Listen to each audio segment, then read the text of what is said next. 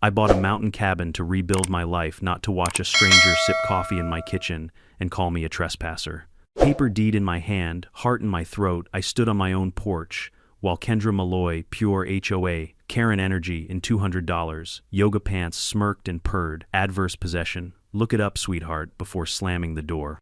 Minutes later, her buddy deputy rolled up, hugged her on the driveway, and warned me to leave her residence. That's the moment rage turned into resolve.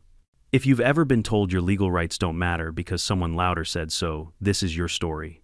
I'm going to show you how I flipped the script, the receipts, the cameras, the law, and the final move that made the whole HOA clap back in handcuffs. This is my home, my fight, and my payback. Before we dive in, drop your city and local time in the comments, and if you live for HOA drama and savage turnarounds, hit subscribe so you don't miss the twist. When I first bought that old cabin, it felt like the start of redemption. Divorce had taken half my assets, half my sanity, and all my faith in people. The auction notice looked like fate. Pine Ridge County foreclosed mountain property, starting bid $9,000. The photos were ugly, sagging, porch-cracked windows, weeds devouring the siding. Perfect. I wasn't buying comfort, I was buying silence, 2 acres of it. After years of dealing with clients who thought a contractor's time was a suggestion, I craved something I could fix without anyone breathing down my neck. My plan was simple: 1 year hard labor, and I'd flip the place into a $60,000 mountain getaway. I'd even picked out the color stain for the deck, cedar ember, the kind that glows gold at sunset. I called my best guy, Lucas Ramirez, a loyal contractor with more tattoos than patience, and told him to clear his Saturday. "We're going up to Pine Ridge," I said. "Got a fixer-upper with potential." Lucas grunted. "Boss, potential usually means money pit." Maybe, I said, tossing my last clean duffel bag into my truck. "But it's my money pit." We left Denver at dawn, coffee steaming in paper cups, tools rattling in the back seat like restless ghosts. As the city faded, the air turned sharper, cleaner. Pine Ridge was one of those Colorado mountain towns that looked like a postcard until you realized half the houses were Airbnbs, and the other half were owned by people escaping divorces. Fitting right. The 2-hour drive wound higher into the forest. Pines crowded the road, and patches of sunlight flickered like strobe lights through the branches. I kept thinking about how I'd build a wraparound porch, maybe even a fire pit down by the creek. My first real home since the divorce. My fresh start. And then I saw it. Lucas was mid-sentence about lumber prices when I slammed the brakes so hard his coffee splashed across the dashboard.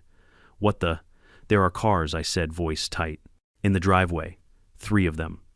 A silver Subaru, a beat-up Ford Ranger, and because the universe has a sense of humor, a white Lexus SUV with a Live Laugh Love sticker on the back window." I stared. The cabin didn't look abandoned at all. The porch had fresh paint. Curtains fluttered in the windows. Children's bikes leaned against the fence like they'd just finished a joyride. Lucas blinked. Boss, thought you said no tenants." "I did," I muttered, grabbing the manila folder with my deed. I walked up the path, crunching gravel under my boots. The air smelled of pine, wood, smoke, and something cooking. My kitchen. Before I could knock, the door swung open. She stood there like she'd been rehearsing the scene for years. Platinum blonde, ponytail athleisure outfit that probably cost more than my old truck, and that smug little half-smile people get when they think rules don't apply to them. "Can I help you?" she asked, like I was delivering flyers. "Yeah," I said, forcing a polite tone. "This is my property. Bought it at the county auction 3 months ago." She tilted her head, pretending to examine the deed I held out. Then she laughed, a dry, condescending sound that made my hands twitch. "Oh, sweetie," she said. "We've been living here for over a year. Adverse possession. You might want to look that up." The smell of stew drifted out the door, my door. "Good luck with that eviction," she added, and shut it in my face. For 10 full seconds I just stood there blinking. My heart thudded somewhere behind my ribs, equal parts fury and disbelief. I'd bought this place legally, paid taxes, got title insurance. Yet somehow this stranger thought she could claim it because she'd squatted long enough. Lucas looked like he was watching a slow-motion train wreck. "Boss," he said carefully. "You, okay?" "No," I said, staring at the closed door. But she's about to wish she wasn't either. I knocked again, harder this time. The door opened a crack, and I saw another face, a lanky guy with patchy facial hair and the kind of eyes that looked half awake, half stoned. "Ma'am," I said evenly, "I need to see documentation proving you have the right to be here." The woman, Kendra, as I later learned, smiled with theatrical sweetness. "Oh, honey, I don't need to prove anything. We're the residents. You're the trespasser." Then she turned to the guy. "Zane, call the sheriff." Tell him some man's harassing us again." The kid grinned and started dialing. Within 20 minutes, a county sheriff's cruiser rumbled up the gravel drive. My pulse eased until I saw the deputy step out. Deputy Carl Dwyer, late 40s small-town swagger, and that easy familiarity of someone who's been to one too many HOA potlucks. He walked straight to Kendra and hugged her. "Carl, thank God," Kendra said, voice quivering. He showed up screaming about deeds and trying to get inside. "My kids are terrified." I opened my mouth to protest, but Carl raised a hand. "Sir, step back." "Officer," I said, through gritted teeth, "I'm the legal owner. I have the deed right here. County auction, clear title." He glanced at the papers for half a second. "Even if you did buy it, Colorado's got strong tenant protections. You can't just show up and harass people living somewhere." "They're not tenants," I snapped. "They're squatters." "That's a civil matter," he said flatly. "Take it up with the court." Kendra burst into tears, Oscar-worthy, full shaking shoulders and gasping breaths. "I'm so scared," she sobbed. "He said he was going to take our home." The deputy's face hardened. "Sir, I'm going to need you to leave this property immediately. Any further contact and I'll arrest you for harassment." And just like that, I was the criminal. The smell of wood smoke drifted from the chimney of the house I legally owned while I stood there in the cold, holding a deed that apparently meant nothing. Lucas muttered, "Boss, this is messed up." "Messed up," I said, climbing into the truck. "Lucas, this is war." As we rolled down the mountain, I caught one last glimpse of Kendra on the porch, waving at the deputy like the Queen of Pine Ridge. Her kids, teenage girl, scruffy son, watched me drive away with smug little smirks. That night, sleep was impossible. Every time I closed my eyes, I saw her standing there, smirking, daring me to challenge her. I pulled up Colorado property law at 3 a.m., scrolling through every statute on squatters' rights. Adverse possession, the legal loophole that parasites like her love to abuse, required 18 continuous years of open hostile occupation with taxes paid. She'd said 1 year. She'd overplayed her hand. The next morning I started making calls: county clerk, tax assessor, utility company. Bit by bit the picture formed. Utilities connected 8 months ago. Tax exemption. Fraudulent application filed under a fake address. And then I hit the jackpot. One local tipster mentioned Kendra ran a mountain retreat Airbnb for tourists. I searched online and found it instantly: Timberline Getaway Cozy Cabin in Pine Ridge. Photos of my cabin, my deck, my fireplace, all captioned with cheery lines like, "Perfect for families and host Kendra Superhost since 2022. She'd been renting my property for $175 a night while I was paying storage rent for my tools in Denver. The fury burned cold this time, not hot. Cold fury gets things done. I screenshotted everything, called a lawyer friend for a referral, and by noon I was sitting across from Ava Chen, a former federal prosecutor turned real estate litigator. Her office smelled like coffee and victory. After I laid out the story, Ava leaned back, eyebrows raised. "You've got yourself a live one," she said. "Fraud, tax evasion, false homestead claim, illegal rental, the whole buffet. She's playing the victim on Facebook," I said. "Has the sheriff believing I'm some investor trying to evict her kids?" Ava smirked. "Then let's make the truth louder." She explained the plan: gather proof of ownership, document every statement Kendra made, file an emergency injunction to stop any income from the illegal Airbnb, and quietly report her to the IRS for unreported rental revenue. "Fraudsters always leave a trail," Ava said. "You just have to follow the smell of desperation." That night, I did just that. At 10 p.m., I parked outside the cabin in my truck, engine off, camera ready. Through the windows, I watched Kendra hosting guests, laughing, serving wine, showing them her mountain retreat. Every click of my camera shutter was another nail in her coffin. When I finally drove home, the mountain wind howled through the trees, but it didn't sound lonely anymore. It sounded like justice on its way. If you've never been publicly branded as a villain by people who don't know you, count yourself lucky. I woke up that Monday to 67 Facebook notifications, all dripping with moral outrage. The post came from the Pine Ridge Community Group, the digital heart of the town's gossip machine. It read, "A greedy Denver investor is trying to evict a single mother and her 2 kids from their longtime home in Pine Ridge. They cared for the property after the elderly owner passed away, and now this man shows up waving papers and threats. Please share before this family is left homeless." Below it were pictures of my cabin framed perfectly to look rustic and humble. And there she was, Kendra, hair messy, just so, holding a tissue in one hand and her daughter Haley in the other. The caption under the photo read, "All we want is to live in peace." By lunchtime, I'd been called everything from human garbage to corporate scum. Someone even posted my contracting business page telling people to leave 1-star reviews. Within an hour they had. Lucas called voice tight. "Boss, you see the post. Folks are saying you harass women and threaten families." I groaned, rubbing my temples. Yeah, welcome to the HOA Court of Public Opinion. Because of course this wasn't just any small town. It was one governed by the Pine Ridge Meadows Homeowners Association, a bureaucratic hydra of self-righteous retirees, part-time yoga coaches, and one woman who proudly listed neighborhood integrity as her full-time job. Her name was Barbara Kent, the HOA president, Kendra's best friend. Barbara wasted no time fanning the flames. By that afternoon, she'd posted an official HOA statement. Pine Ridge Meadows stands firmly with the Malloy family during this illegal and heartless attempt to steal their home. Our HOA supports ethical ownership and tenant protection. Ethical ownership. From people who paved over streams to build tennis courts. I didn't even live within the HOA boundaries, but that didn't stop them from inserting themselves into my property dispute like moral referees. That night, my email inbox flooded with messages, reporters, online activists, even a mountain rights nonprofit, asking if I'd like to reconsider my actions before legal escalation. I almost laughed. Reconsider owning what I legally paid for. Instead, I decided to go quiet and strategic. Ava, my attorney, called with that same icy calm she always had. "Don't post, don't comment. Let them hang themselves," she said. "The more noise they make, the easier it'll be to prove malice and defamation later." "Defamation?" I asked. "Oh, absolutely," she said, voice sharp. "You're a licensed contractor with public listings. Every lie they post about you harming families is measurable financial damage. Screenshots everything." That became my nightly ritual, scrolling through social media, screenshotting every hateful comment, every call for a boycott. Some posts were almost poetic in their stupidity. "He's probably from California buying up mountain homes," one wrote. Another said, "People like him don't belong here." It's funny how quickly people can convince themselves they're heroes while destroying someone they've never met. But things didn't stop online.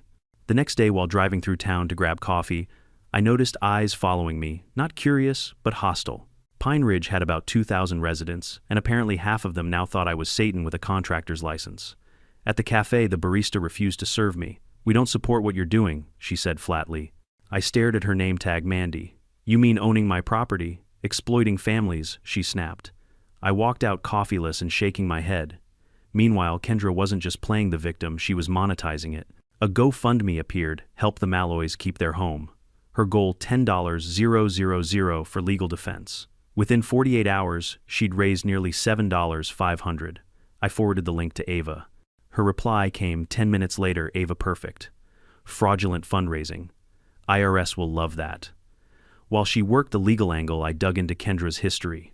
Public records showed 3 previous addresses, each one in a different Colorado county, each followed by lawsuits for unpaid rent or property damage. One landlord in Boulder even left a comment on a news article about her. "She destroyed my cabin and called the cops on me when I tried to evict her." Pattern. That's what Ava kept saying. Courts love patterns. But Kendra's real genius wasn't in breaking rules, it was in convincing others to break them for her. She had this magnetic ability to make people feel like they were part of a noble cause. The HOA ate it up. Barbara, the president, scheduled a community meeting about property fairness in Pine Ridge. The flyer had a smiling stock photo family overlaid with the words, "No more outsiders taking our homes." I nearly choked when I saw it. Outsiders? I'd lived in Colorado my whole life. Lucas wanted to crash the meeting, but Ava stopped us. "Let them talk," she said. "We'll need the transcripts later." And talk they did. Someone secretly recorded the whole thing and sent it to me, probably a quiet sympathizer who smelled the BS. The recording opened with Barbara introducing Kendra like a guest speaker at a charity gala. She's a mother, a caretaker, and a hero, fighting for justice against corporate greed. Then Kendra launched into her story, tears flowing on cue. "I cared for Mr. Briggs before he passed. I cleaned, cooked, made sure he wasn't alone. When he died, the house sat empty. I thought, why not keep his memory alive? But then this man, this stranger, shows up and threatens my kids." The audience gasped in unison. You could practically hear the torches lighting. I played that recording 3 times, jaw tightening each round, because she wasn't just lying, she was rewriting history, turning me into a villain while posing as some mountain Mother Teresa. Ava, however, was delighted. "Perfect," she said. She just admitted to occupying the property without legal permission and to deriving income from it, on record. That's a confession. Still, I couldn't shake the anger. It wasn't just about the house anymore. It was about reputation, dignity, the way small-town gossip could destroy you faster than any legal system. The next morning, I drove up to Pine Ridge again, ignoring Ava's warning to stay low. I needed to see the place. Needed to remind myself what I was fighting for. When I arrived, the cabin looked even more like a stranger's home. New flower pots on the porch, wind chimes clinking, a chalkboard sign that read, "Welcome to Timberline Retreat." It hit me harder than before. They hadn't just stolen my property. They'd stolen my identity. Then, as if scripted by some cosmic prankster, Kendra walked out onto the porch with a cup of coffee, phone in hand, live streaming to her Facebook audience. "There he is again," she said, camera turning toward me. "This man's been stalking us for days. Please everyone pray for my kid's safety." I froze, jaw clenched, realizing she was baiting me for content. I smiled thinly, waved to the camera, and said just one thing: "See you in court, Kendra." Then I got back into my truck and drove off, her fake tears echoing through the mountain air. By the time I reached town again, my phone buzzed with a text from Ava. "We've got something." County records just flagged her homestead exemption as fraudulent. She claimed the same primary residence and filed taxes from another address. That's felony-level misrepresentation. For the first time in weeks, I smiled. The HOA might have the crowd and Kendra might have her performance, but I had something they couldn't fake: proof. It wasn't just about property anymore. It was about exposing a system that protected the loudest liar instead of the rightful owner. And as the sun dipped behind the Rockies, painting the sky in bruised oranges and purples, I made myself a promise. I wasn't just getting my cabin back. I was going to take down everyone who helped her steal it. Ava always said revenge works best when it's neatly formatted and filed before 5 p.m. on a weekday. That Monday morning, she slid a stack of documents across her desk with the calm precision of a sniper chambering a round.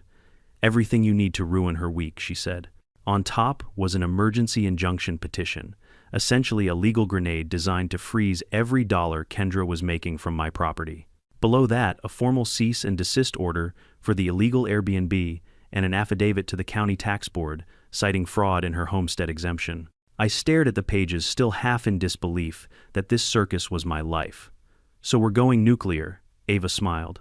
"Oh honey, we're going thermonuclear. We filed everything that afternoon." I swear I could hear the paperwork hit Kendra's world like thunder. 2 days later, her GoFundMe was suspended for irregular activity. By Wednesday, the county clerk had flagged her tax records. And on Friday morning, a big red "listing suspended" banner appeared across her Airbnb page. The silence on her Facebook felt delicious, but of course the calm didn't last. By Saturday evening, Kendra went live again, this time crying about government corruption and corporate intimidation. Her post racked up thousands of shares. Lucas watched beside me in my truck, shaking his head. "Boss, she's a professional victim." "Not for long," I said. "We just need her to make one mistake." It didn't take long. That same week, Ava received an anonymous envelope. Inside, a handwritten complaint Kendra had filed with the county inspector. It accused the new owner, me, of structural neglect and dangerous living conditions endangering tenants. The nerve. Ava smirked. Perfect. She's now admitted in writing she's occupying property she doesn't own. Still, we needed more. Legal firepower is nothing without evidence. So we went hunting. Our first stop was Murphy's Lumber and Supply, a dusty hardware store run by a man who'd probably been forged from oak himself. Frank Murphy. "Yeah, I know her," he said, wiping grease on his jeans.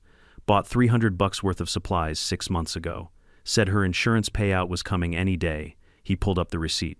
The purchases were all for my cabin's dimensions: lumber, sage green paint deck screws. He even remembered Zane, her son, bragging about fixing up the Airbnb. Ava took photos of every receipt. "This, my friend," she said, "is motive, means, and money trail." Our next visit was the Mountain View Diner. The owner, Lisa Rodriguez, poured us burnt coffee and rolled her eyes the moment we said Kendra's name. "That woman conned half this town," she said. "Came in twice a week saying her mother was dying. We gave her free meals. Later found out she was buying steak dinners at Walmart with food stamps." Ava jotted notes like a crime novelist. "Pattern of deceit, emotional manipulation, fraudulent charity claims." She's practically writing our opening statement. I spent that night compiling everything: photos, receipts, witness statements, every fake Facebook post. The pile looked absurd, hundreds of pages proving one simple truth: Kendra Malloy was a professional scam artist. But Sunday morning delivered an unexpected gift. Ava called, voice sharp with excitement. "Jake, you sitting down, I'm in my truck," I said. "What's up?" She filed her 2024 taxes yesterday. "Okay," She claimed your cabin as her primary residence again. Same exemption, same lie. But the address listed on her driver's license, a double-wide trailer in El Paso County. That's 2 simultaneous homestead claims. Congratulations, you just caught her committing felony tax fraud. For a moment I didn't speak. The mountain wind whipped against the windows, almost cheering. How bad is felony tax fraud? I asked finally. Ava grinned. 5 years minimum up to 20 if the amount exceeds 10,000. She's hit the jackpot. That night I cracked open a beer and watched the sunset bleed orange over the Rockies. For the first time since this nightmare began, I actually laughed. But Kendra wasn't laughing. At 8:43 p.m., my phone buzzed with an unknown number. I answered, and her voice came through the line like acid. You think you're clever, she hissed. You're ruining my life. I'm not ruining it, I said evenly. I'm just showing people the parts you tried to hide. You'll regret this. I know people in this town. People who can make problems disappear. Funny, I said. So do I. And I hung up.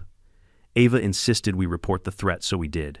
Deputy Dwyer took the statement with all the enthusiasm of a man reading parking tickets. His jaw tightened when he saw who it was from, though. You've got no proof she meant harm, he muttered. I smiled thinly. Maybe not.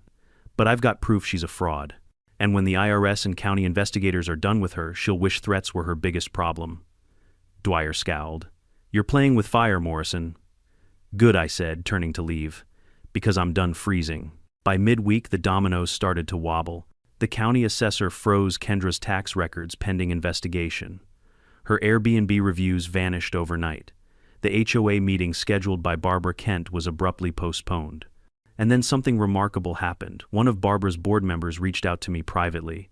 His message read, Jake, I don't want to be part of this anymore. Kendra lied. She told us the old man gave her the house in a will, but county clerk says there's no record. I can testify if needed. I nearly dropped my phone. Finally, a crack in her armor. Ava was ecstatic. We'll file for summary judgment within weeks. Once we have an affidavit from that board member, the civil court will issue an eviction order. But as the legal net tightened, Kendra did what cornered predators always do. She doubled down. Friday morning, I woke up to a call from my bank. Mr. Morrison, the rep, said cautiously, someone filed a complaint claiming your property purchase was fraudulent. We're required to freeze certain assets pending review. My pulse spiked. Who filed it? She hesitated. A Miss Kendra Malloy. She claims you wrote bad checks related to the sale. Ava nearly broke her pen when I told her. That's criminal false reporting. We can use this. Can she actually freeze my money temporarily? Ava said. But by the time this is over, she'll be the one explaining herself to the IRS, the county, and possibly the FBI. I leaned back in my chair, exhaling slowly. Then let's give them a reason to knock. We did exactly that. Ava submitted an official complaint to the Colorado Department of Revenue attaching every fraudulent document Kendra had filed. We also sent a detailed report to the IRS Criminal Investigations Division, complete with Airbnb screenshots, bank statements, and those juicy double-address filings. Ava's grin could have melted snow. You realize what this means, right? Once the feds start sniffing, she won't know which agency to panic about first. And panic she did. 2 days later, she posted a rambling video titled, The Truth They Don't Want You to Know. Half rant, half conspiracy theory, it accused the county of working with corrupt investors to steal land from hard-working single mothers. Her eyes darted wildly, mascara-smudged voice rising with each word. Lucas watched the clip and whistled. Boss, she's unraveling. Good, I said, because the next move isn't mine. That same evening, a black SUV rolled up to the cabin. 2 state investigators stepped out. Their jackets bore gold lettering Colorado Department of Revenue Tax Enforcement Division. They spent 4 hours inside. When they left, they carried 2 boxes of documents, a desktop computer, and Kendra's fake smile. The next morning, Pine Ridge woke up to a new headline in the Mountain Gazette: State Investigators Raid Cabin in Tax Fraud Probe. The article quoted anonymous sources, confirming the target was Kendra Malloy. Even Barbara Kent, the HOA president, suddenly changed her tune, releasing a statement about misunderstandings and waiting for legal clarification. Lucas called me laughing so hard he could barely talk. Boss. They're eating each other alive on Facebook. Barbara unfriended Kendra mid-live stream. For the first time in months, I let myself breathe. We weren't finished far from it, but the tide had finally turned. That night, standing at the edge of my driveway, I looked up at the stars, slicing through the crisp Colorado darkness. The mountain air felt cleaner, sharper, like justice sharpening its blade. Kendra had built her empire on lies, and piece by piece, I was dismantling it. But even I didn't realize yet how deep her rot went. Because buried behind those fake tax forms and sweet Facebook posts was something darker, something the state would soon uncover, that turned my property dispute into a full-blown criminal case. And when it did, the words tax fraud would start to look like a parking ticket compared to what she'd really done. If you've ever wondered how fast a liar can implode once the truth gets oxygen, about 72 hours, that's how long it took for Kendra's perfect facade to crumble once the state investigators showed up at my cabin. Monday morning, the Mountain Gazette ran a front-page headline, "Pine Ridge Mom Under Investigation for Tax Fraud and Illegal Rentals." The article included photos of the state agents hauling out boxes from my cabin and a quote from a local source, probably Barbara Kent from the HOA, trying to distance herself from Kendra faster than a cat from a bathtub. The HOA had no knowledge of Miss Malloy's activities, she said, all innocence and pearl-clutching. We were misled. Sure, Barbara. Just last week you were hashtagging number Justice for Kendra. The reaction online was instant. All those armchair activists who'd accused me of being a corporate monster suddenly went silent. Some even deleted their comments. Others tried to pretend they'd always had doubts. Cowards move quick when the wind shifts. Lucas called me that morning, voice full of gleeful disbelief. Boss, she's trending. Not in a good way. People are calling her the Airbnb bandit of Pine Ridge. I couldn't help but smile. Good. Let's make sure the IRS sees the same nickname Ava already had. She'd sent every article to the Revenue Department's Fraud Division with a note that simply read, "Public corroboration of ongoing misrepresentation." That woman was terrifying in the best possible way. By noon, Kendra's social media turned into a meltdown in slow motion. First, she posted a 10-minute live video from the passenger seat of her SUV, sobbing and yelling about being targeted by powerful men. Then, when that didn't land, she went for the classic pivot, claiming mental health issues, trauma from abusive landlords, and PTSD from systemic corruption. But her followers weren't buying it this time. The comment section was a battlefield. Wait, didn't you say you own that house? If it's yours, why is the IRS involved? Lady, stop renting other people's stuff. Within hours, her GoFundMe was completely deactivated with a polite but devastating note from the platform. This campaign violated our terms of service. It was glorious. Still, Ava warned me to stay cautious. She's dangerous when cornered, she said. Fraudsters with nowhere to run get creative. She wasn't wrong. That night, around 1130, my phone started buzzing non-stop texts from unknown numbers, all filled with threats. Hope you enjoy your cabin before it burns down. Dead men don't collect rent. I took screenshots, sent them to Ava, and tried to sleep. But a few hours later, I woke to a call from Lucas. Boss, he said, his voice trembling, you need to get up here. Now. The drive up the mountain felt endless. The sky was still dark, the kind of pre-dawn gray that makes everything look like a crime scene. When I reached the cabin, Lucas was standing in the driveway, face pale. The windows, every single one, had been smashed. The front door hung crooked, its hinges torn apart. Inside, chaos reigned. Cabinets torn from walls, faucets broken, the living room flooded ankle deep. Someone had spray painted across the interior wall. Thief. Kendra and her son Zane had clearly gone nuclear. Lucas kicked a piece of splintered wood. She did this, boss. I saw her car last night. She and the kid were parked up the road around midnight. I clenched my fists, staring at the ruin of the place I'd been rebuilding piece by piece. She just turned a civil case into a criminal one. We called the sheriff's office, but when Deputy Dwyer arrived, the look on his face was almost apologetic. Jake, he said carefully, I can't prove she did this. I pointed at the fresh graffiti, at the beer cans with Zane's fingerprints, at the broken GoPro camera she'd clearly knocked over trying to destroy evidence. You don't need to prove it. I've got everything on my security backup. Video timestamps, faces. For once, Dwyer didn't argue. Send it to the county investigator. I'll file the report. By evening, the footage was in the hands of both the sheriff's office and Ava. And when we watched it together that night in her office, she actually whistled. Look at that idiot, she said, freezing the frame. He's waving to the camera while smashing the drywall. Zane Malloy, 25, jobless, high as a kite, grinning like a man proud of his own stupidity. It was cinematic proof beyond argument. Ava leaned back, satisfied. We'll press charges first thing tomorrow. Criminal mischief, property destruction, trespassing, and harassment. Then her expression changed, focused, sharp. But Jake, look at this part. She rewound the footage to a frame where Zane swung his sledgehammer into the bedroom wall, punching through plaster and insulation. Behind the broken wall was a small cavity, a hidden compartment. What's that? I asked. She zoomed in. Inside the cavity, wrapped in plastic, were stacks of papers. When we pulled them out later, the contents made my blood run cold. Medical forms, bank statements, and legal documents belonging to Walter Briggs, the previous owner of the cabin, the man who'd supposedly died of natural causes.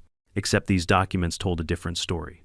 They showed Walter had given Kendra temporary caregiving rights months before his death. There were power of attorney papers badly forged with shaky signatures that didn't match his earlier records. And one more thing, a life insurance policy naming Kendra Malloy as the sole beneficiary. $40,000. Collected 2 weeks after Walter's death. Ava's voice went deadly quiet.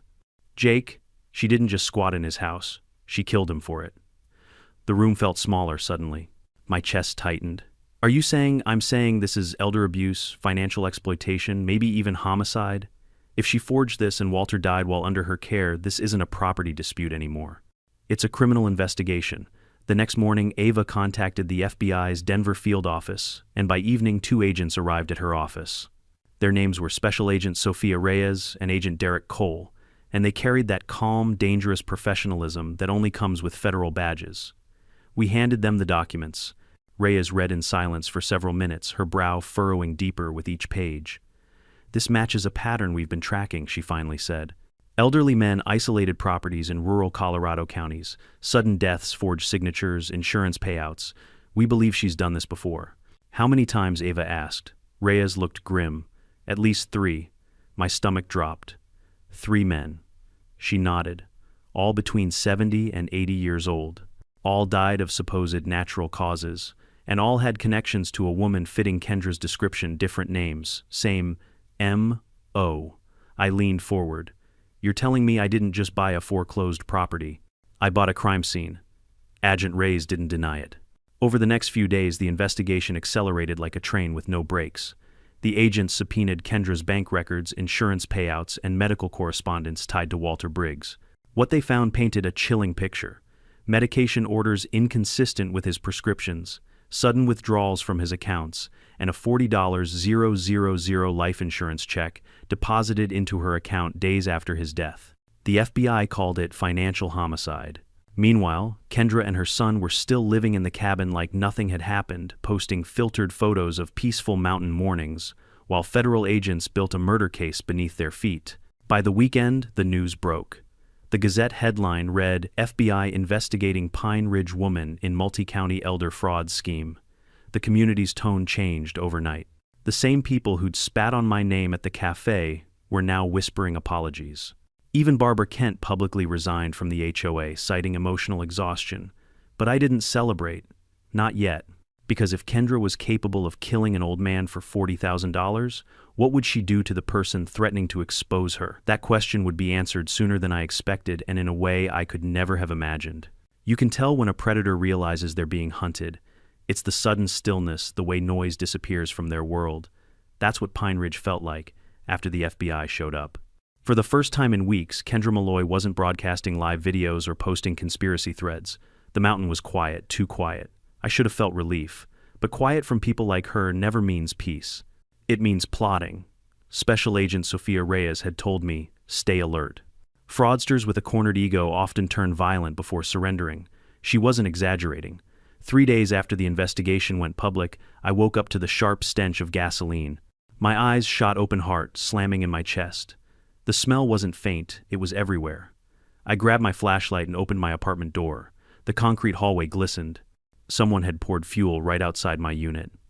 My truck parked beneath the window had a rag sticking out of its gas tank. My hands shook as I dialed 911. The dispatcher's voice was calm, too calm. Sir, stay inside and wait for officers. When firefighters arrived minutes later, the rag was already smoldering. They got it out before it ignited, but the message was clear. This wasn't random. This was a warning. The officers dusted for prints, none clear enough. But the security camera from the parking lot caught a grainy figure, someone tall wearing a hoodie, limping slightly. Zane Malloy. Ava and Agent Reyes met me at the county sheriff's office that afternoon. Reyes flipped through the report, her jaw tightening. They're desperate, she said. This confirms everything. We'll move her to federal watch. Watch, I repeated. She just tried to burn my building down. We're building a murder case, Reyes said quietly.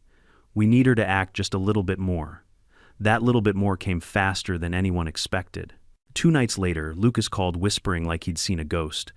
"Boss, she's at the cabin, lights on. Looks like she's cleaning something. Cleaning what can't tell, but she's wearing gloves and burning papers in the fireplace." I was already halfway out the door. When I pulled into the gravel road that led to my property, the night was silent except for the faint crackle of flames. My headlights swept across the porch, and there she was. Kendra hunched over a metal bin, feeding it papers one sheet at a time. The orange glow lit her face like a demon out of a campfire story. "Evening, Kendra," I called, stepping out. She froze, then slowly turned. "You shouldn't be here," she said, voice trembling between fear and fury. "Funny, I was about to say the same thing. You're ruining my life," she hissed. "You don't understand what it's like for women like me." "Stop," I snapped. "Don't play the victim. Not after what you did to Walter Briggs." For a heartbeat, her mask slipped, just a flicker like a snake blinking before striking. "You think you know everything," she sneered. "That old man was going to die anyway. He wanted company. I gave him that." "And took his money," I said. She smiled faintly. "And his house." The audacity made me laugh, a harsh sound that startled even me. "You're not clever, Kendra. You're sloppy. You left his insurance papers in my wall." Her face went still. Then slowly she exhaled. "Guess I'll have to deal with that." Something metallic glinted in her hand. It took my brain half a second to register a small pistol. Cheap, reckless. "Back up," she said, voice shaking. "I didn't mean for it to go this far, but you keep pushing me." "Kendra," I said, raising my hands, "think about what happens next. You pull that trigger, and you don't walk away from this. The FBI's already watching you. Every call, every move." Her hand trembled. "They won't believe you. Everyone thinks I'm a victim." "Not anymore," I said softly. "They saw the footage. They know." She blinked rapidly, eyes darting toward the dark woods behind me like she was calculating her escape, and then headlights flared behind her. A black SUV screeched to a stop, doors flying open. Reyes and 2 federal agents stepped out, weapons drawn.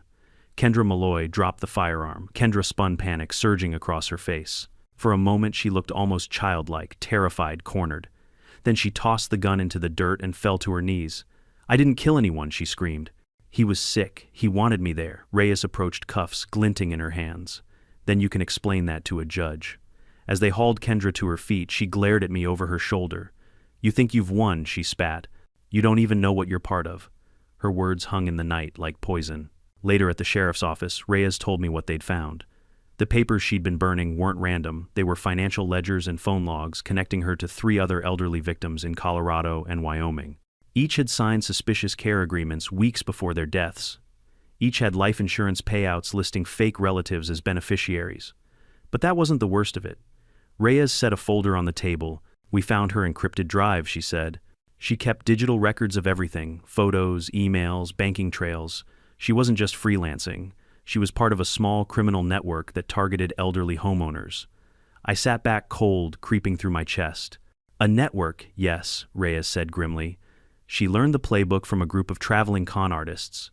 They'd move from county to county, posing as caregivers, nurses, even church volunteers. Once the victim died, they'd claim residency, forge wills, and flip the properties to cash buyers." "And my cabin?" I asked quietly. "Your cabin was supposed to be her 4th flip," Reyes said. "But when Walter died unexpectedly, the county moved faster than she expected and put it up for tax auction. You bought it before she could fake a transfer deed. So I ruined the pattern," I murmured. "You exposed it," she corrected. "Without your purchase, the others would have gone unnoticed." The room went silent except for the hum of fluorescent lights. After Kendra's arrest, the media frenzy reignited, but this time I wasn't the villain. Reporters wanted interviews. Neighbors apologized in shaky voices. Even Barbara Kent from the HOA showed up at my construction site with cookies and crocodile tears. I feel just awful about everything she said, eyes wide behind her pearl glasses. "We had no idea she was that kind of person." I smiled thinly. "No worries, Barbara. Maybe next time verify before you crucify." Her cheeks flushed. She turned and left without another word. Over the next few weeks, federal agents pieced together Kendra's crimes like a twisted puzzle. Turns out she had aliases in 3 states: Kendra Briggs, Kendall Harper, and Nora Malone. Each identity linked to a different elderly man who had died under mysterious but natural circumstances. The discovery rocked Colorado. The press dubbed her the Widow of Pine Ridge. But the FBI wasn't done. They arrested Zane, too, charged with property destruction, accessory to fraud, and attempted arson. When they took him, he reportedly told them Mom said we were the victims. Delusion runs deep. Through it all, Agent Reyes kept me updated. The investigation expanded, uncovering bank accounts in Nevada, a burner phone tied to forged insurance claims, and 2 witnesses from a nursing home who remembered Kendra visiting patients under fake credentials. The scale was staggering. What started as a squatter dispute had become a multi-state fraud and homicide case. Still, part of me couldn't shake the personal anger, the sheer violation. She'd used my property, my life, as her stage. When the FBI finished processing the cabin, I returned for the first time since the arrest. The air was sharp, with pine and ashes, but it smelled clean again, free of gasoline lies and manipulation. Inside, the walls were stripped bare. Evidence tags hung from corners like sterile reminders of the chaos that had lived here. In the bedroom, sunlight pooled across the floorboards. I stood there for a long time, listening to the hum of wind through the broken glass. Then I whispered to the empty room, "You're free now, Walter." That night, back in town, Reyes called with one final revelation. "Jake," she said, "we recovered a voice memo from Kendra's encrypted drive, dated 3 days before her arrest." She played it over the phone. Kendra's voice crackled, ragged but defiant. "He thinks he's won, but he doesn't know I kept the originals. They'll never find all of them. Not before I'm gone." Reyes sighed. "We don't know what originals means yet. Could be documents, could be accomplices, but we'll find out." I stared out the window at the dark horizon. "Whatever it is," I said, "I'll be ready." Because deep down I knew this story wasn't over. Every liar leaves ghosts behind, and the mountain wasn't done whispering yet. By the time the FBI finished mapping Kendra's network, Pine Ridge wasn't just gossiping, they were hiding. People who'd once defended her now whispered about the murders in the mountains, and parents warned their kids to stay away from her old cabin. The local Facebook groups that had mocked me weeks earlier suddenly filled with posts like, "We always suspected something was off about her." Right, sure you did. But the feds weren't celebrating yet. Agent Reyes made it clear, "We've got evidence for fraud, elder abuse, and conspiracy. But if she murdered those men and there are 4, not 3, we need a confession or physical proof before trial." The 4th name hit me like a punch. Earl Wainwright, 78, a retired train engineer from Wyoming. Same MO, met Kendra at a grief support group, transferred his will 6 months later, dead 3 after that. Kendra had reinvented herself as Nora Malone that time. The woman was a chameleon wrapped in Lululemon. "She's in custody," I said. "What more do you need?" Reyes leaned across the table. "Kendra's good at surviving. She'll plead diminished capacity, claim manipulation, maybe even blame Zane. We need her on record, admitting intent." "How do you get that?" Reyes' smile was cold. "You bait her." 2 weeks later, Kendra's attorney filed a motion for pretrial release. The judge, pressured by the defense's nonviolent offender argument, allowed her temporary house arrest bracelet monitor, restricted movement, weekly check-ins. I was furious. Ava was livid. Reyes, however, just nodded. "Perfect," she said. "Let's end this on our terms." The plan was simple, in theory, and terrifying in practice. The FBI knew Kendra was addicted to attention. She couldn't stand losing the narrative. So they'd tempt her with one last stage, a town hall meeting on property rights and corruption in Pine Ridge, live-streamed to local news. Reyes wanted me there, front row, playing the role of the man who'd ruined her life. "She won't resist the spotlight," Reyes explained. "If she cracks, it'll be public and admissible." I hesitated. "You're using me as bait." Reyes didn't blink. "You're the only person she'll perform for." The week leading up to the meeting was eerie. Pine Ridge buzzed with half excitement, half fear. Flyers went up at gas stations, community forum, housing rights and justice. Beneath, in small print, featuring speaker Kendra Malloy, Barbara Kent, freshly dethroned from her HOA throne, tried to slither back into relevance by hosting it at the community center. She told the Gazette, "We're about healing." "Sure, Barbara. Healing through televised trauma." The night of the event, the air was razor cold. The community hall overflowed with spectators, neighbors, reporters, and the entire FBI disguised as audience members. I sat near the back beside Lucas, who whispered, "Boss, you sure about this?" "No," I said, "but I'm done running from ghosts." At exactly 7:15, Kendra arrived in a wheelchair. Neck brace arms, sling, and oxygen tank she clearly didn't need. Her son Zane pushed her eyes, darting nervously. She wore a soft cardigan, and that same plastic smile she'd weaponized for years. The crowd murmured in sympathy. Barbara took the microphone first. "We're here tonight to discuss the truth behind the property dispute that divided our town. Miss Malloy has bravely agreed to speak." Kendra rolled to the podium, adjusting her microphone with a trembling hand. Her voice was a delicate whisper, perfectly rehearsed. "I'm here tonight," she began, "because People like me, single mothers, caretakers, are being crushed by greedy men who think they can buy our homes and our dignity. Applause rippled through the hall, hesitant but real. She dabbed fake tears. When Walter Briggs died, I was the only one there for him. I made sure his last days were filled with love. Then this man, Jake Morrison, bought our home at auction and tried to throw my children into the snow. I could feel my pulse hammering. Every sentence was a lie, but I stayed quiet. Kendra's voice strengthened. And now the FBI claims I'm some kind of criminal. But the real crime is what they're doing to you. They want your land, your homes, your freedom. Right on cue, Agent Reyes stood up from the back row, flashing her badge. Federal Agent Reyes, Mrs. Malloy, since you've brought up the FBI, would you like to explain these? She held up a manila folder and handed copies to the front row. Inside, Kendra's forged power of attorney forms bank withdrawals and insurance payout slips. The audience murmured. Cameras zoomed in. Kendra froze. Then she laughed a high brittle sound. Those papers mean nothing. Walter wanted me to have the house. He loved me. From the center row, a man stood up slowly. Mid-50s, weathered face, grief etched in every line. Colin Briggs, Walter's nephew. Loved you, he said quietly. He was terrified of you. The room went still. Colin held up photos Walter before Kendra, healthy, smiling, and after skeletal, vacant. You drained him, Kendra. His bank accounts, his health, his will to live. Kendra's mask cracked. Her lips curled. He was old, he was dying. You helped him along, Colin roared. Reyes stepped forward, voice steady. Mrs. Malloy, are you admitting to administering medications outside a doctor's supervision? I didn't kill him, she screamed, standing from the wheelchair in a burst of fury. The audience gasped.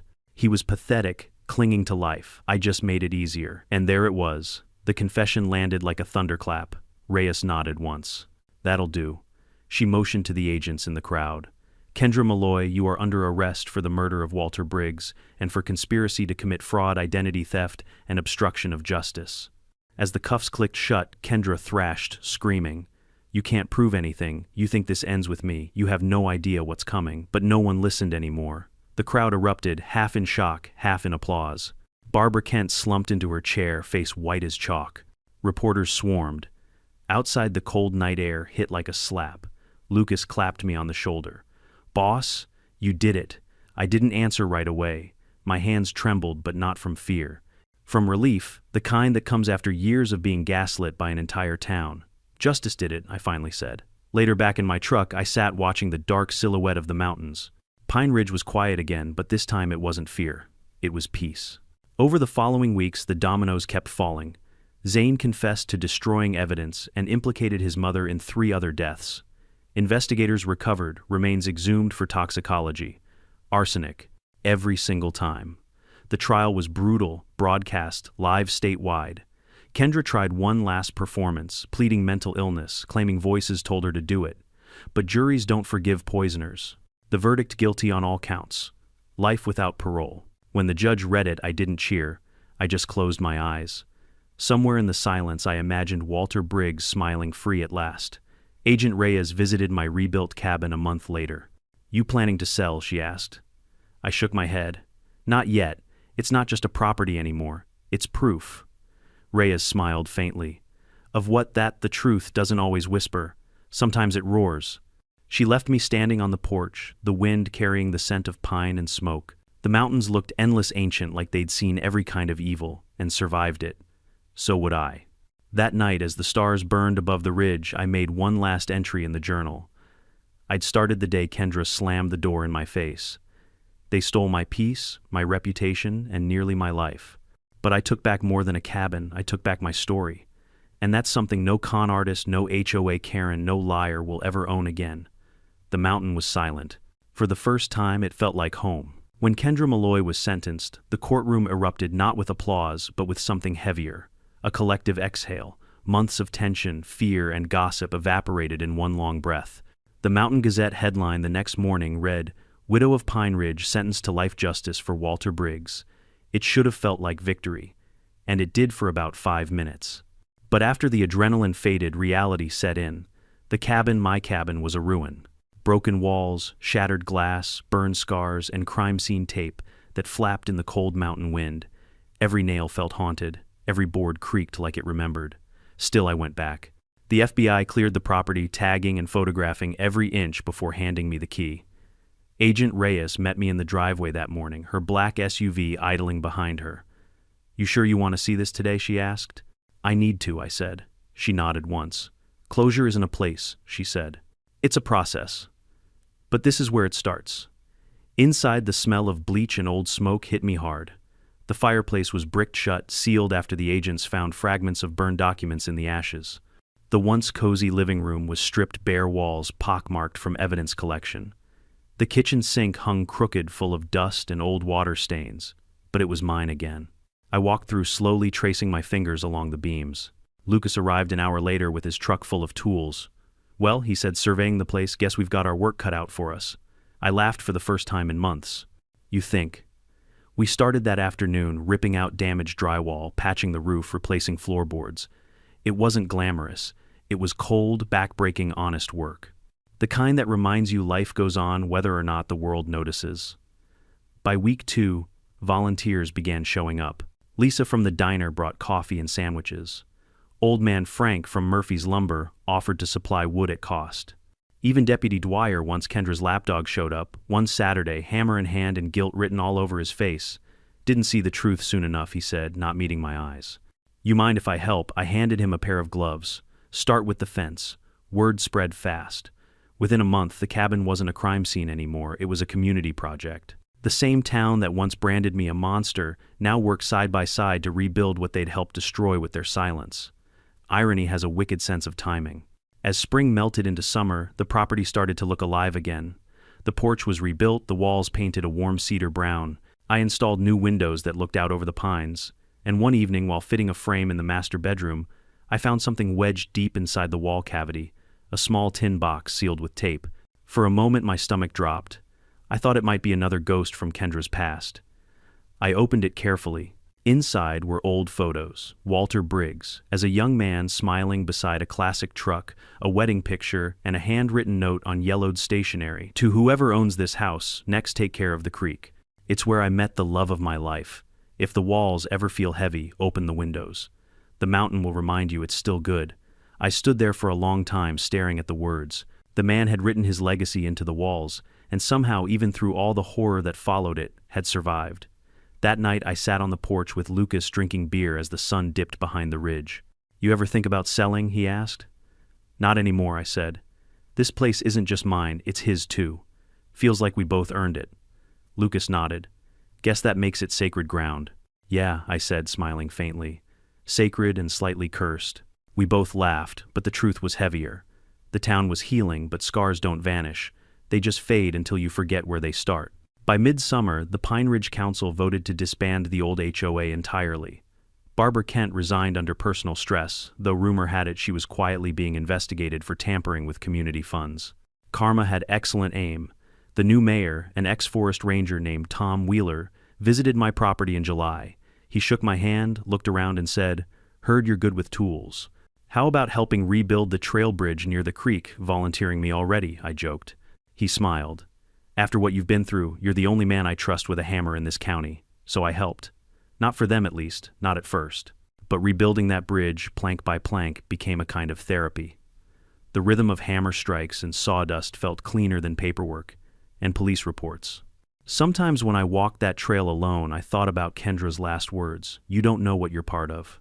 The FBI had traced 2 of her accomplices, but the others had vanished. Whether they'd been smart or lucky, no one knew. Reyes promised they'd keep digging, but I'd learned not to expect neat endings. Evil rarely travels alone. In late August, the Gazette published a follow-up story, "Pine Ridge Reclaims Its Heart." It painted me as some folk hero, the man who saved the town from corruption. I couldn't read past the headline, "Heroes don't feel this tired." Still, the article drew visitors. Tourists came to see the infamous cabin that started it all. Some wanted selfies. Others just stood quietly as if paying respects. One couple asked if they could rent it for their honeymoon. I laughed so hard, I nearly choked on my coffee. "No rentals," I said. "Not ever again." Instead, I turned the cabin into something different. With Ava's help, I registered it as a nonprofit retreat for victims of real estate fraud and elder exploitation. We called it the Briggs Foundation in honor of Walter. The idea spread faster than I expected. Donations came from across the state, people who'd lost homes, inheritance, or loved ones to scams just like his. At the opening ceremony, Agent Reyes gave a small speech. "This story started with greed," she said, "but it ends with grace." I didn't give a speech. I just stood on the porch as the sun set behind the ridge, watching the crowd of strangers, people united by pain and resilience. Later, as the evening cooled, Reyes joined me. "You ever think about leaving Pine Ridge?" she asked. "Sometimes," I admitted. Then I remember leaving once almost cost me everything. The only way to beat ghosts is to live where they died. She smiled. "That's poetic." "I'm a contractor," I said, "not a poet. But maybe the mountain's rubbing off on me." Autumn crept in, slow and golden. The air turned crisp, the forest humming with quiet. On the anniversary of Walter's death, I hiked down to the creek, the same one he'd written about in that note. The water sparkled through fallen leaves, whispering like it always had. I brought a small wooden plaque I'd carved myself, Walter Briggs, 1931-2023. He built a home. We kept it standing. I drove the post into the ground beside the stream, took a step back, and felt something shift in my chest. Closure, maybe, or peace. On my way back, I saw someone waiting by the cabin gate, a teenage girl with red hair wearing a worn jacket. "Can I help you?" I asked. She hesitated, then held out a letter. "You don't know me," she said softly. "I'm Haley, Kendra's daughter." My pulse froze. She looked nothing like her mother. Nervous eyes, trembling hands. I just wanted to say I'm sorry. For everything she did. For what she turned us into. I took the letter. "You don't owe me that," I said gently. "But thank you." She wasn't always like that, she whispered. Something broke in her after my dad left. She said the world owed her. I think she started believing it. Haley looked at the cabin, then back at me. "I'm leaving Colorado. Going to live with my aunt in Oregon. I just needed to see where it all happened before I go." "Take care of yourself," I said. "And don't carry her guilt." She nodded, eyes shining, then walked down the road until the pines swallowed her. When I opened the letter later, it contained only one sentence. "Maybe this place can finally heal someone the way it couldn't heal her." I folded it carefully and placed it beside Walter's note in the tin box. Winter came early that year. Snow fell heavy, muffling the world in white silence. From the porch, the mountains looked peaceful again, as if none of it had ever happened. I poured myself a mug of coffee, sat by the fire, and let the warmth seep into my bones. The storm had passed. The ghosts were quiet. Somewhere deep in the forest, the creek kept running steady, honest, unstoppable, just like truth. And as the fire crackled, I realized something simple but profound. You can't always erase what's been done, but you can build something stronger on its ashes. That's what I'd done. That's what Pine Ridge had done. We rebuilt, we remembered, and we kept the mountain standing. The snow came heavier that winter than anyone in Pine Ridge could remember. By mid-December, the road to my cabin turned into a white corridor of silence, pine branches bending under the weight. Most mornings, I'd shovel a narrow path from the porch to the truck, breath fogging in the air, listening to the creak of settling ice. It was peaceful, the kind of peace I used to think only existed in stories. But peace doesn't mean quiet. It means acceptance. And acceptance came slow. Every time the wind blew through the valley, I still half expected to hear Kendra's voice, slick and self-righteous, claiming what wasn't hers. Sometimes I'd even dream of her walking out of the tree line, that fake smile frozen in place. I'd wake drenched in sweat, heart pounding, until the morning light reminded me she was locked away for life. The Briggs Foundation had taken off faster than I could manage alone. Ava ran the administrative side. Reyes helped connect with law enforcement liaisons, and Lucas volunteered to build cabins for visiting survivors. We'd hosted 3 families by Christmas, each with their own version of the same nightmare.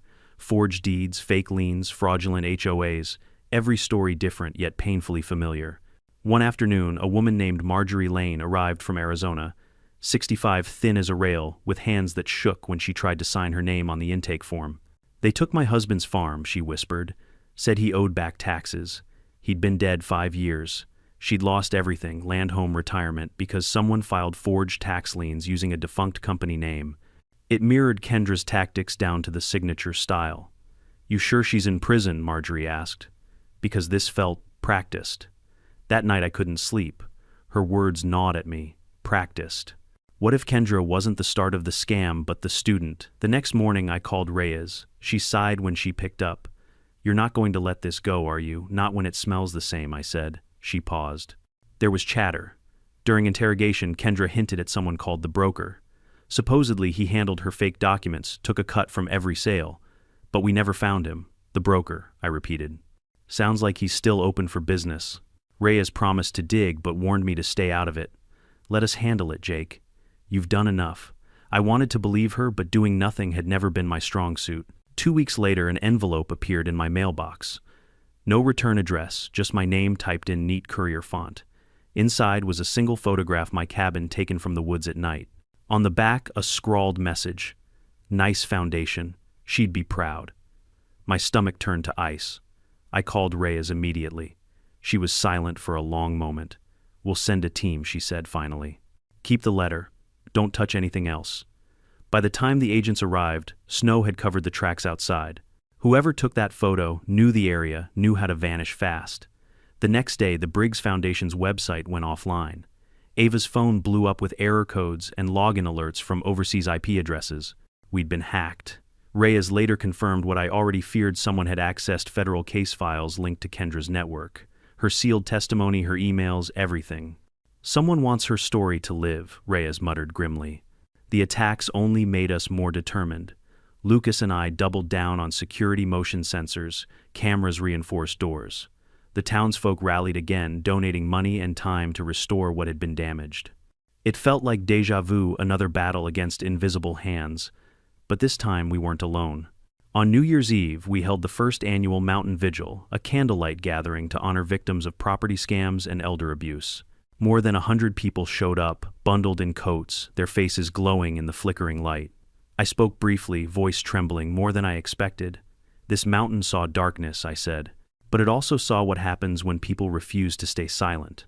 Walter Briggs didn't die for nothing. Kendra's lies didn't bury us, they woke us up. The crowd murmured in agreement.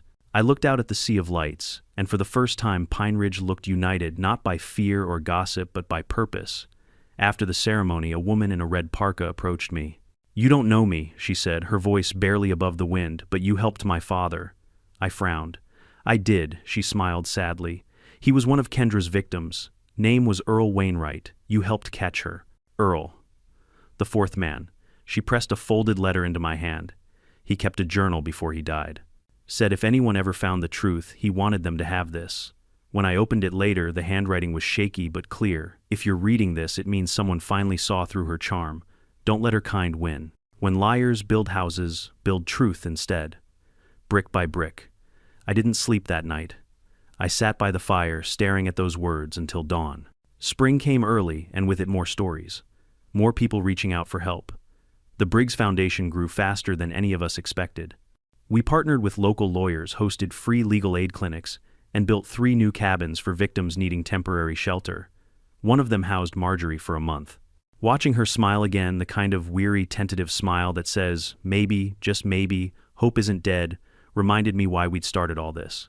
Ava joked that we were turning Pine Ridge into the most honest town in Colorado. I told her I'd settle for the least corrupt. But every victory carried the shadow of that photograph, the broker, the message. Whoever was behind it hadn't surfaced again, but I knew better than to relax. Evil adapts, it doesn't retire. By summer, documentaries came calling. Netflix, Hulu, even a true crime podcast with a name so dramatic, I almost laughed. The Widow's Web. I turned most of them down except one small independent filmmaker, a woman named Tessa Liu, who wanted to focus not on the murders but on what came after. Everyone covers the crime, she said. No one covers the recovery. You built something from the ashes. That's rare. I agreed on one condition. No reenactments, no fake dramatizations, just truth. When the documentary released 6 months later, it went viral. Not because it was flashy, but because it was human. Viewers saw a small town learning accountability, a broken contractor rebuilding his life, and a mountain that refused to stay haunted. The comments section was flooded with messages. This gave me courage to fight my HOA. My dad lost his house to scammers. I'm going to court next week. Good always wins eventually. For once, the internet wasn't tearing something down. It was lifting it up. That autumn, I got a call from Reyes. Her tone was lighter than usual. We found him, she said. The broker, yeah. Name's Harold Stone. 68.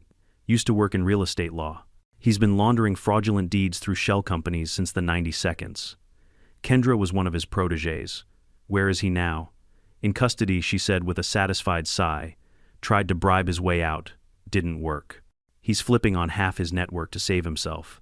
You'll be happy to know, he mentioned, Pine Ridge said you ruined a very profitable system. I couldn't help but laugh. Best compliment I've ever gotten. When I hung up, I stepped outside. The air was crisp, the forest alive with the smell of rain and cedar. I thought about Walter Earl and all the others. They hadn't just been victims, they'd been teachers. They taught me that truth doesn't fade, it echoes. That winter, I installed a new wooden sign at the edge of the driveway, the Briggs Foundation, where honesty takes root. Below it, smaller, letters carved into the grain read, in memory of those who built before us. Sometimes tourists stop to take pictures. Sometimes locals drop by to talk. Every now and then, a new survivor walks up that path carrying nothing but grief and hope. I always tell them the same thing: pain's a lot like snow. It covers everything for a while, but when it melts, the ground grows stronger. And every time I say it, I believe it a little more.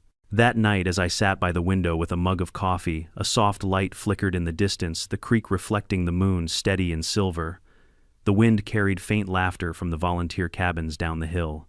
I realized then the mountain didn't just witness tragedy. It remembered triumph too.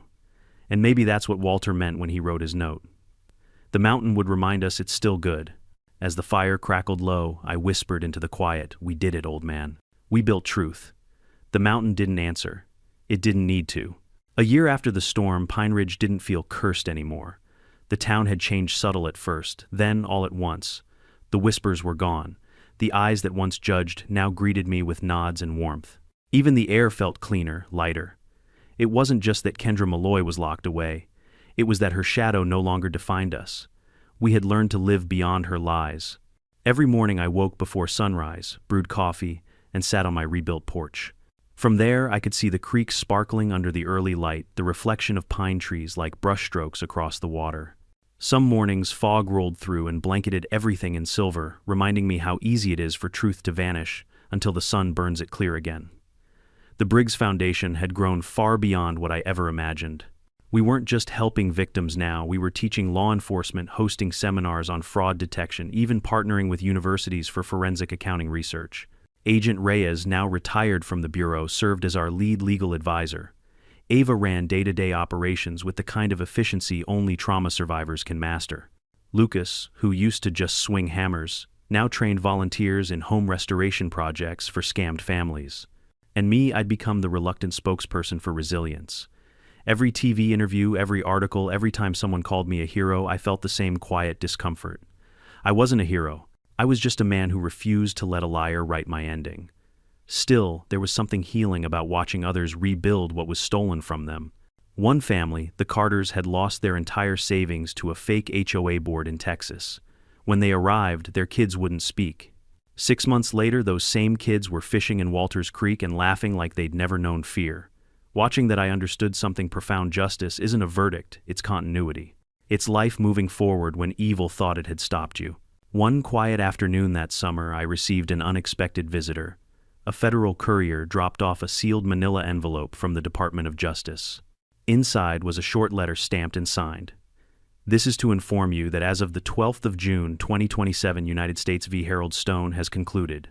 Defendant pled guilty to 27 counts of real estate fraud, money laundering, and conspiracy. His cooperation resulted in the dismantling of an interstate network responsible for over $14 million in stolen assets. Your testimony and documentation from the Briggs Foundation were instrumental to this outcome."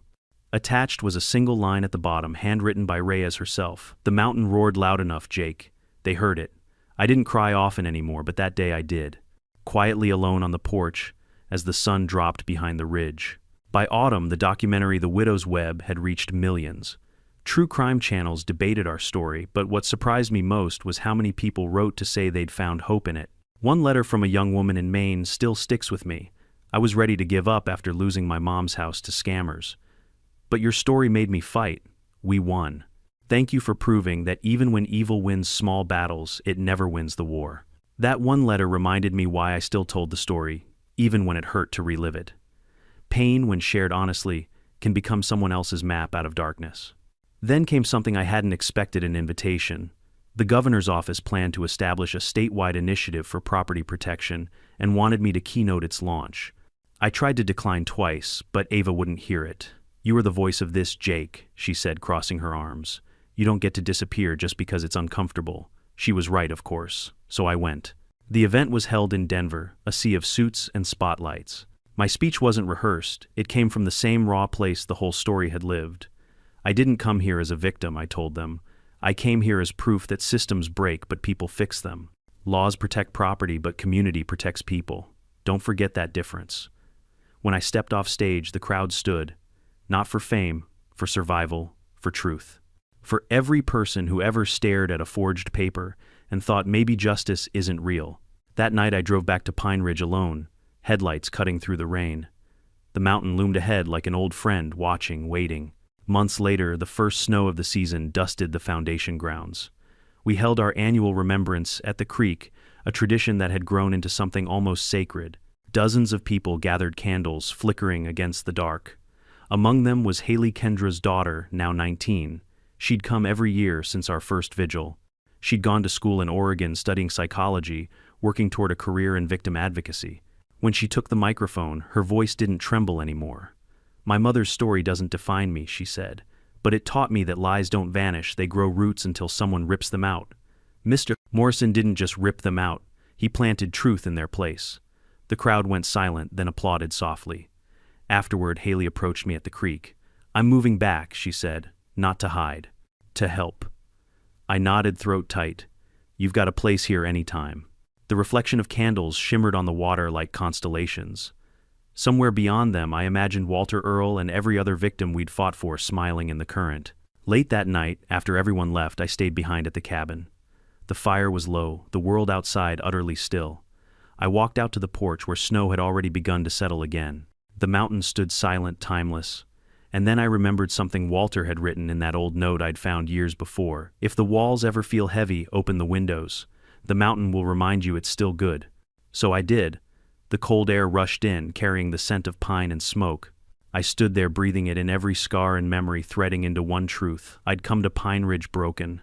The mountain didn't just give me my life back, it gave me purpose. When I turned to look inside, the firelight cast long shadows across the cabin walls, but they didn't feel menacing anymore. They felt alive, like reminders of the people who'd lived, fought, and rebuilt within these walls. I whispered to the quiet, "We kept our promise, Walter." And for the first time in years, I swore I heard a faint voice carried by the wind, just a whisper, almost a laugh. Maybe it was imagination, or maybe mountains remember gratitude too. They say revenge is sweet, but it isn't. It's bittersweet like whiskey after a funeral, warm but heavy. What lasts longer than revenge is reclamation, the act of taking back, not just what's yours, but who you are. I learned that monsters aren't born with claws or teeth.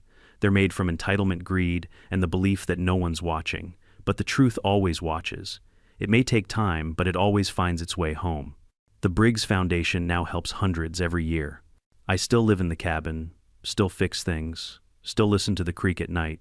Because no matter how many liars try to rewrite history, there will always be builders like us, people who take the rubble and make something honest from it.